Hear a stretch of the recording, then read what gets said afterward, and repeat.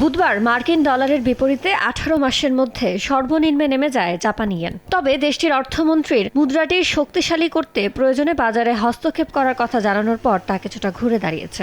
সকালে মান 0.4% বেড়ে $1 সমান দাঁড়িয়েছে 158.57 ইয়েন।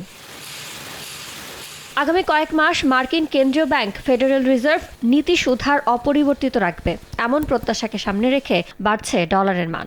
ডলার সূচক দাঁড়িয়েছে 99.129। তবে কমছে ইউরোর মান, 0.03% কমে প্রতি ইউরো সমান দাঁড়িয়েছে $1.16। আর প্রতি ব্রিটিশ স্টার্লিং সমান দাঁড়িয়েছে $1.36। $1 সমান দাঁড়িয়েছে 1.49 অস্ট্রেলিয়ান ডলার। আপনাকেই বলছি, ইন্স্যুরেন্স করলে সিটিতে সুরক্ষা পাবেন নিশ্চিত। কর্পোরেট খাতে ডলারের চাহিদা বৃদ্ধি ও মুদ্রা বাজারে রিজার্ভ ব্যাংক অফ ইন্ডিয়ার সম্ভাব্য হস্তক্ষেপের মুখে কিছুটা দুর্বল অবস্থায় ভারতীয় রুপি। প্রতি ডলার সমান দাঁড়িয়েছে 90.29 রুপি।